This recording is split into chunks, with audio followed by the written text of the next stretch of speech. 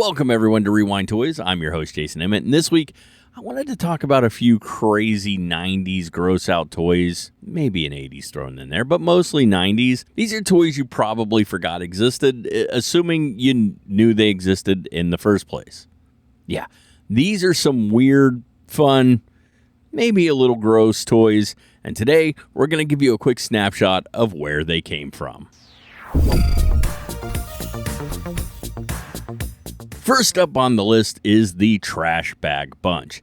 Now, this one came from Gloob back in 1991.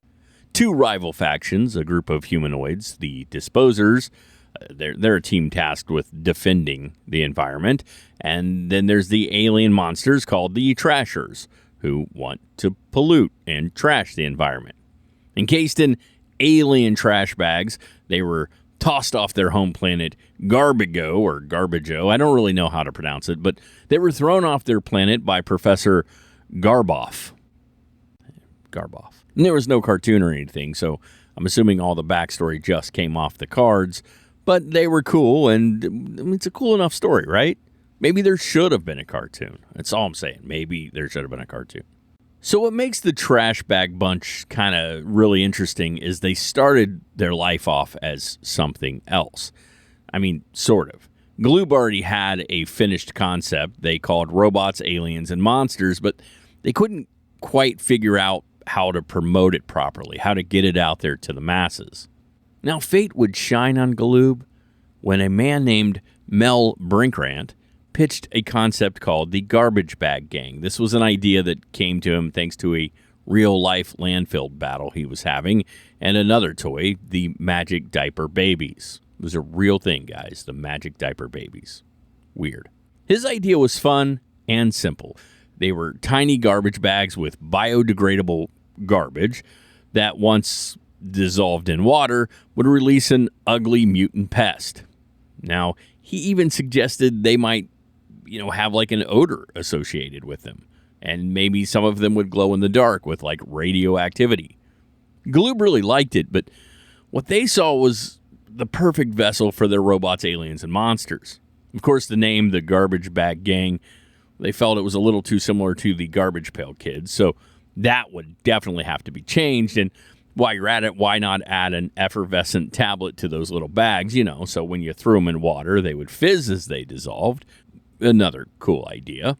The toy line itself consisted of individual, occasionally paired, figurines that were wrapped, like I said, in water-soluble trash bags.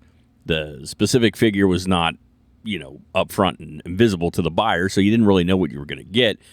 You would only find out after dissolving the bag in the water, and then your character would be revealed. There was also a follow-up toy line called the Trash Bag Bunch 2.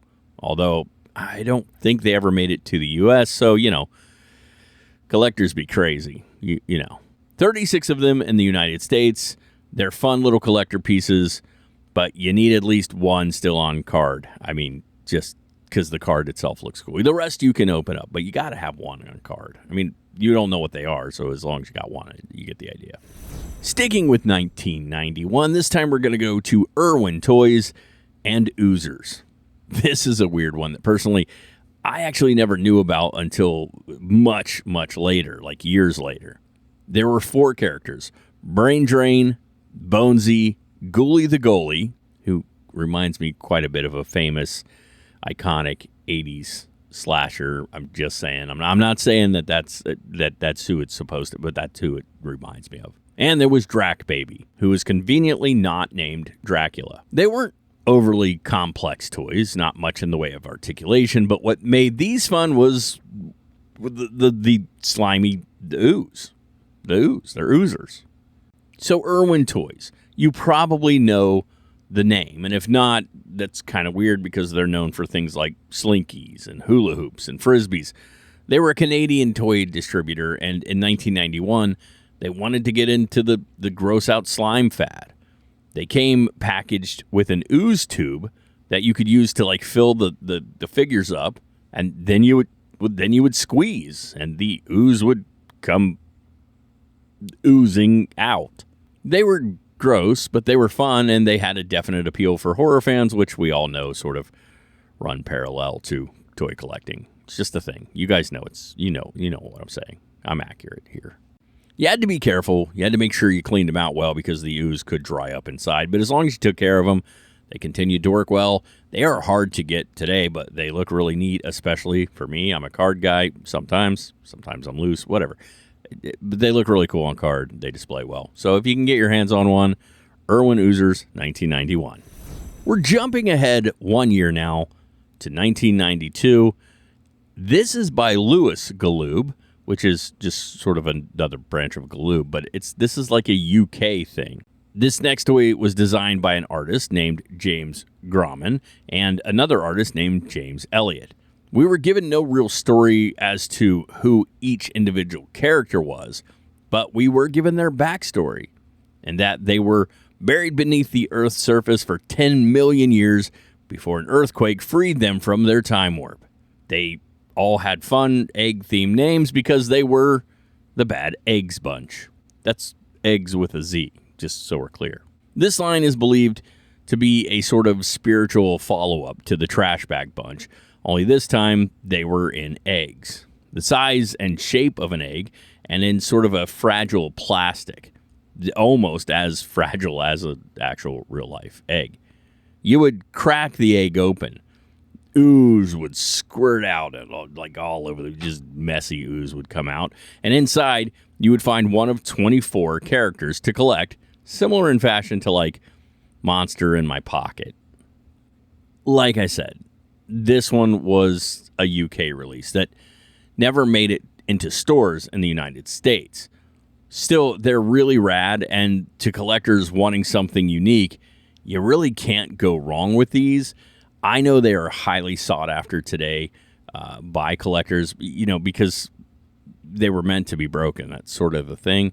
I also know that for those who tend to find them today and decide they want to break the egg open, unlike Trash Bag Bunch, you can see what figure you're getting inside the egg, by the way. For those who want to break the egg open, the ooze inside is usually fairly dried out and caked over the figure. So just be aware if you're buying one and you decide to do that, that's probably what you're going to encounter. Hey guys, before we head into our final toy, and trust me, it's a good one, can you please do me a favor and push that thumbs up and then, press subscribe, all that good stuff.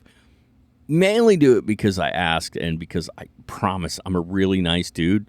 He probably would like to enjoy hanging out with, like catching a cool flick or hitting up a flea market for looking for some toys, whatever.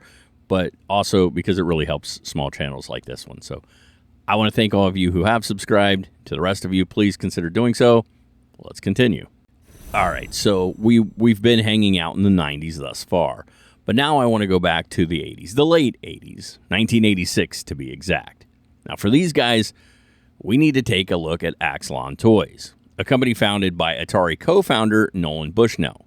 Now Axlon had found its start with electronic toys like, talking teddy bears and cool robots. But they needed to move up. See, we did an episode here on Garbage Pail Kids. We also did one on Mad Balls. It was one of our those actually both really early episodes. But you need to understand how massive these lines were and how massive gross out toys were in the late 80s. And so every company really wanted to toss their hat in on this trend. And Axlon had an idea of how they could get involved, but, with their own sort of twist. So what they came up with were small plastic handheld figures that when you squeezed them would emit a disgusting odor. Yeah, I mean, they were just these little container things with ugly heads on them that you would squeeze in somebody's face, so they had to smell it. Aptly, they were named the Breath Blasters. This is kind of like those birdie bots when you get the flavored beans that were like vomit flavor and you would eat them and they really did taste like vomit. Like, it's a weird concept, but I get it, I guess, sort of. Scents for these things included things like dead fish and dog's breath and vomit, and they really smelled like that. I mean, if they got blown in your face, that's what they smelled like. So basically, they were fun for you, but they weren't fun for the other person. So, yeah. They look really cool, though. Breath Blasters are one of those toys that I don't know if I'd want to be smelling them, especially, 30, 40 years later.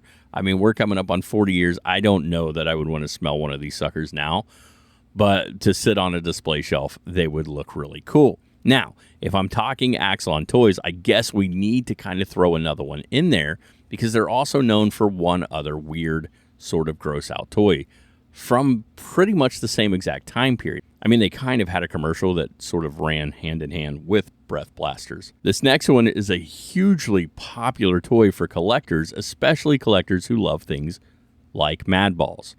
This is the Rude Ralph. Rude Ralph is essentially just what I said. He's a large, oversized Mad Ball. But what makes him unique is he has an eyeball that you can pull out, and that eyeball is connected to a retractable string. And when you pull that eyeball, Ralph rewards you by one of 4 rude sounds, like a belch, something like that. To the gross out toy fans like the Mad Ball collectors and the Garbage Pail collectors, Rude Ralph is one of those just really cool, very unique, and hard to find figures that looks great on a shelf. Anyway, guys, there are just like 5 toys from the 90s and the late 80s that, like I said, you either probably forgot existed or you never even knew existed. But to my weird and gross out collectors out there, these are toys that I promise you all are happy you just found out about.